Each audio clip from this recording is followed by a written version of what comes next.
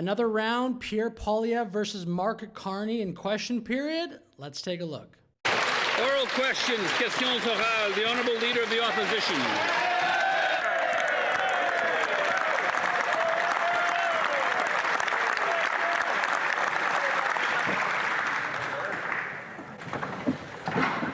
C'est quoi l'ampleur? What is the scope of the Liberal deficit?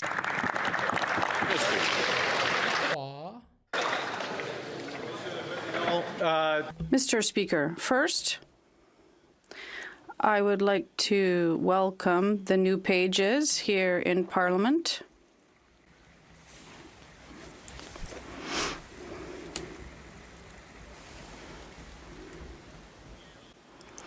There will be a new budget from the government released on November 4th, and that will be the biggest investment budget in generations for Canada. The Honourable Leader. Investment. Calling spending an investment is quite the switch there. That's almost Trump-like.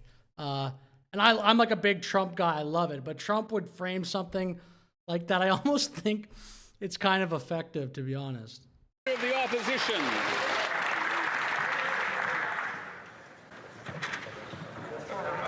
How big is the deficit that the Prime Minister is running? The Right Honourable Prime Minister. Mr. Speaker, I'm looking forward with the Minister of Finance to releasing the budget on the 4th of November. That budget will contain the biggest investment in this country's future in a generation. Building homes, building new port infrastructure. That's actually mega. That's like a Trump reframing. It's just that Trump would do a better job of it, I think, but... New trade corridors, new energy infrastructure, building the strongest economy in the G7. Well done. The irony, though, is the Liberals seriously dislike Trump for the most part, as evidenced by their whole campaign. The Honourable Leader of the Opposition. Normalement. Usually, the current government presents the deficit at the beginning of the fiscal year. Now, 6 months have gone by, and we still don't know how big the deficit is. This means a lot of uncertainty and pushes away investment and kills 86,000 jobs. It's the first time in the country's history that the Prime Minister won't tell us what the deficit is 6 months into the fiscal year. He says he's a budget expert, so does he know how big his deficit is? Yes or no? The Right Honourable Prime Minister. I'd like to thank him for the compliment. Yes, I am a fiscal budget expert. Yes, I know that. Thank you. Mark Carney is Donald Trump.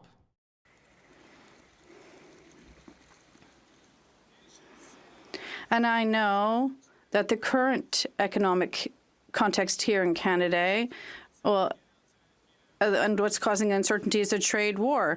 We have to control what we can control, and that's investment in our future.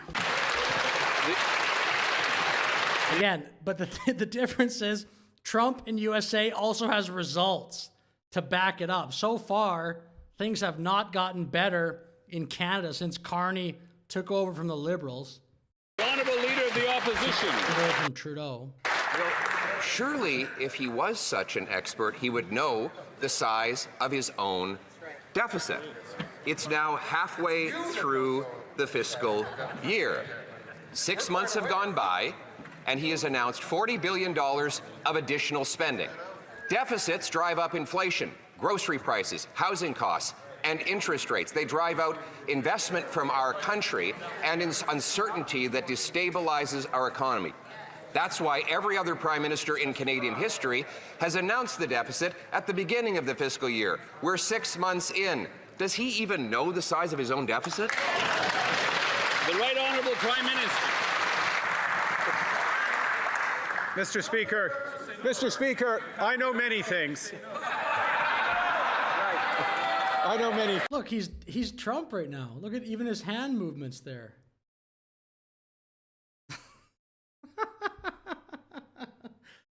Come on, Carney's been hanging out too much with President Trump. Things. I know many things. And one of the things I know, the member opposite, the leader of the opposition, just mentioned interest rates. One thing I know is that Canadian interest rates are much lower than American interest rates. They're lower because this country's fiscal situation is strong, because this government has a plan to grow this economy, and we will keep doing it. We'll keep it.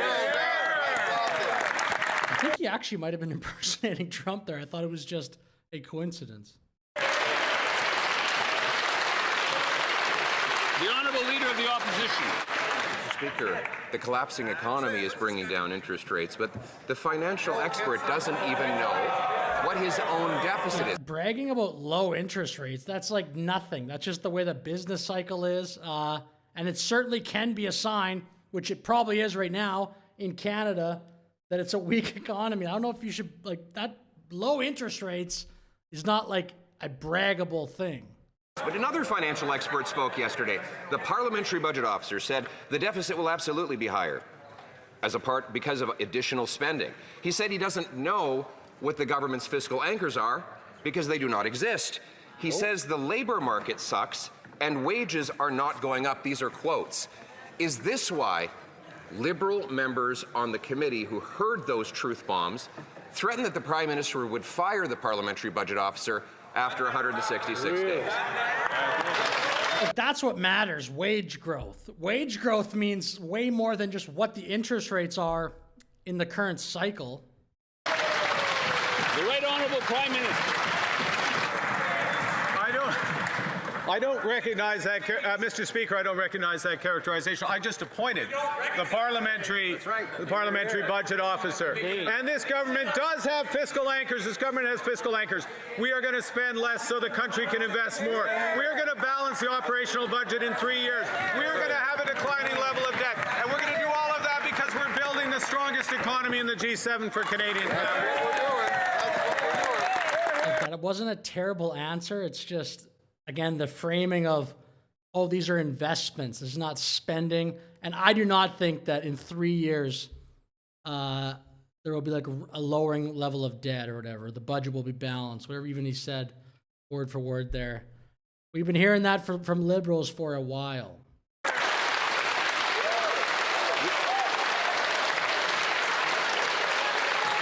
The Honourable Leader of the Opposition.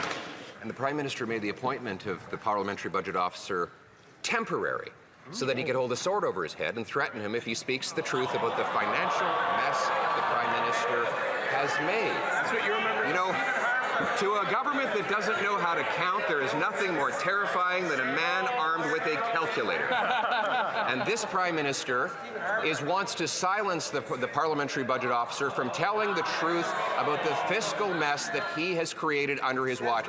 So will he, Mr. Speaker, legalize math, make the parliamentary budget officer's position permanent, and tell us how big the deficit is?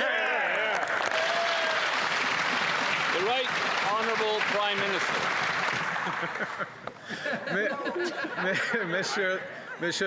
Mr. Speaker. With respect to consultations on making the parliamentary budget officer's position permanent, I look forward to speaking to the Leader of the Opposition, le chef de bloc, The Leader of the Bloc Québécois. of other parties in Parliament, so we have a consensus on that appointment. I welcome that opportunity. We will do it at this. Yes, because this is the new spirit, Mr. Speaker, the new spirit of collaboration that has been put forward by the Minister. I think so far they're kind of actually answering each other's questions. Kind of. Not really, but Carney there did actually answer the question. I remember when I watched the question periods when it was Trudeau, Poilievre, they both would just monologue. Poilievre would answer Trudeau actually sometimes for sure. Trudeau almost never. He would just talk right into the camera or whatever to the speaker without even addressing. So it'd be better if question period they were actually responding to what each other says instead of just totally disregard. Here's my little 30-second thing.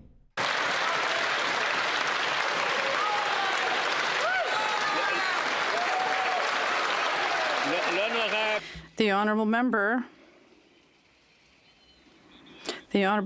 for Ballet Chambly. Mr. Speaker. All right, I'm going to cut it off there now. I'm just going to only kind of do these, I think, with Carney and Poilievre for now, because that's really all I'm interested in at the moment. But anyway, with that said, thank you for watching. Like and subscribe. Have a great day.